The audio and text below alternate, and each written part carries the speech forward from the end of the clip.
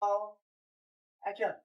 Halo Komers, Welcome to Popcorn. tempat di mana kita mengupas nih cerita-cerita menarik dan seru yang belum pernah kalian lihat di layar kaca. Aku Kenza. Aku Malika. Di sini kita bakal bawain podcast perdana kita dengan judul Adanya Cerita di Balik Berita.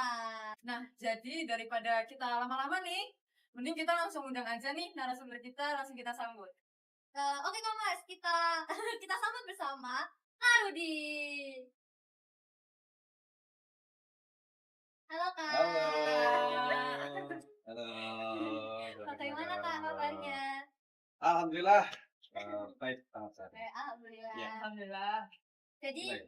gini nih Kak, ini mungkin teman-teman Komers juga belum pada kenal kan Kak sama siapa sih Kak Rudi gitu. Jadi ini mungkin bisa memperkenalkan diri dulu nih Kak sama Komers gitu. Mungkin profilnya gitu. Oh gitu. Oke. Perkenalkan, jadi nama saya Rudi Hartono. Saya itu bekerja sebagai seorang jurnalis di salah satu media, yakni di Jawa Pos Radar Solo yang ada di wilayah Solo saat ini, dan saya bekerja di wilayah lingkup Kabupaten Karanganyar. Oh, Oke. Gimana? Nah, untuk topik pertama nih Kak, gimana sih awal perjalanan Kak Rudi nih sebagai yang akhirnya nih menjadi seorang jurnalis? Oke, kalau bercerita soal pengalaman ya, jadi gini. Awal saya menjadi seorang jurnalis itu, jadi saya awalnya hanya iseng. Awalnya itu hanya saya menulis soal ekspedisi, karena basic saya dulu itu seorang pencinta alam. Jadi saya itu nulis sebuah ekspedisi ke beberapa gunung yang ada di Pulau Jawa, yang ada di Sumatera, yang ada di Papua, nah kayak gitu. Jadi awal itu tahun 2014, iya 2013-14. Awalnya saya ekspedisi ke beberapa gunung yang ada di Jawa awalnya itu kan. Saya nulis. Dulu itu kan waktu itu ada yang namanya media sosial itu namanya Friendster. Tahu Friendster kan? Kalau sekarang itu kayak Facebook ya gitu kan. Oh iya. Nah, kayak gitu. Nah, di Friendster itu saya menulis beberapa artikel terkait dengan perjalanan saya mendaki gunung ini seumumnya ke Semeru gitu kan. Perjalanan dari Solo ke Semeru itu berapa jam, membutuhkan biaya berapa jam. Nah, saya tulis menjadi sebuah artikel. Nah, setelah artikel itu saya tulis, saya upload di Friendster itu, milik Friendster saya pribadi.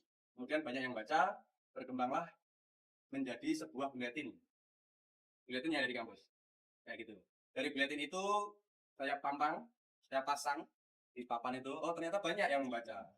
Nah, mulai dari situlah saya belajar untuk menulis. Awalnya gitu. Jadi mungkin kita bisa simpulkan ya teman-teman. Dari awal iseng tuh bisa jadi sebuah profesi. Bisa menjadi kesuksesan gitu. Jadi setelah sukses saya menulis di buletin itu, kemudian saya kenal dengan salah satu wartawan. Dulu itu Douglas Semar wartawan itu. Sekarang sudah almarhum.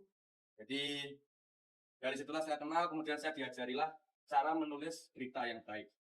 Jadi ada yang namanya, kalau rumusnya itu kan dulu kalau menulis berita itu kan 5W 1H. Nah, kalau nulis buletin yang dulu kan saya nggak kenal dengan 5W 1H kayak gitu kan.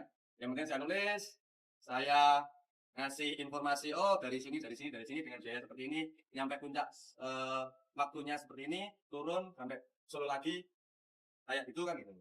Dari situlah saya kenal, kemudian diajarilah di Joglo Semar itu awalnya. Keren ya. Oke, di topik 2 nih Kak. Jadi di sini kira-kira tuh ada nggak sih Kak kayak hal-hal pengalaman yang kayak gimana ya? Menyenangkan, berkesan selama menjadi seorang jurnalis. Ya, berlanjut dari tadi saya menjadi seorang jurnalis di Joglo Semar. Jadi saya masuk ke Joglo Semar itu langsung ditempatkan di wartawan untuk kriminal. Khusus menulis terkait dengan kejadian-kejadian seperti pembunuhan, seperti mohon maaf ini pemerkosaan, seperti ya pokoknya kejahatan-kejahatan, pencurian dan lain-lain gitu. Nah, dari situlah kemudian ada beberapa teman juga dari Jawa Pos Radar Solo yang kemudian mungkin rezeki saya itu. Habis itu karena tulisan saya itu kemudian saya direkrutlah untuk masuk ke Jawa Pos Radar Solo itu. Nah, pengalaman yang berkesan adalah ketika saya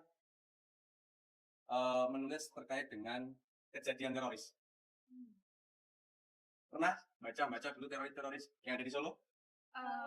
Kalau Tahu nggak? teroris yang di Solo kayaknya Belum sih, Belum belum pernah. juga sih. Ada cerita terkait teroris yang dulu ada di daerah Serangan Matahari, yang ada penembakan baku tembak dengan teroris dengan aparat, kan gitu kan. Ada salah satu anggota kepolisian itu yang meninggal di situ kan.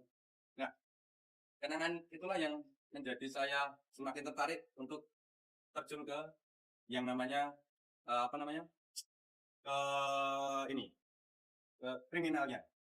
Jadi awal ketika saya masuk ke situ, saya itu pulang. Nah, kesannya jadi seorang jurnalis itu tidak terbatas oleh waktu. Ketika saya masuk ke Solo kan gitu, saya masuk ke Solo jam 8, ketika tidak apa-apa, saya mikir. Jadi kenangannya saya mikir ini hari ini harus ada berita apa kan gitu. Kemudian itu sampai nanti jam 12 malam mesti ketika itu. Belum nanti kalau ada kejadian. Nah, yang menarik adalah ketika kejadian itu, tantangannya di situ. Ketika ada kejadian, saya harus siap.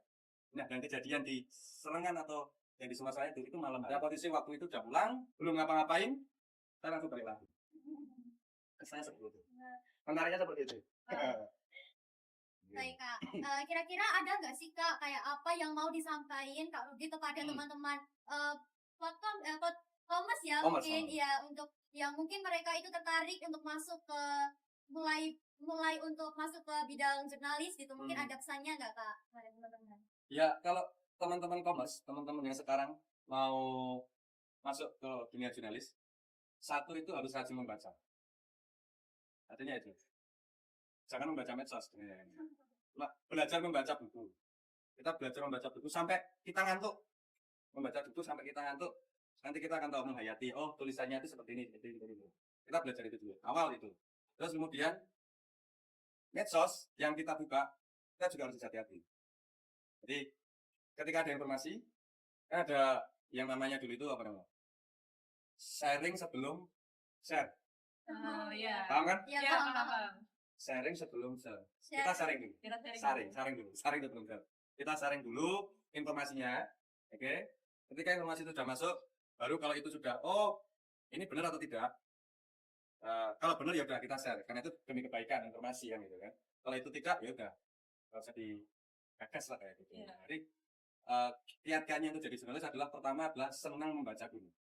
Senang membaca dan harus paham kaidah-kaidah jurnalistik. Seperti itu. Kaidah jurnalis itu adalah ya kita sopan dengan narasumber, kita menjalin hubungan baik dengan narasumber. Kayak gitu, kaidahnya seperti itu. Keren Kalau banget tertarik ya. nggak apa-apa. Keren sih, ya.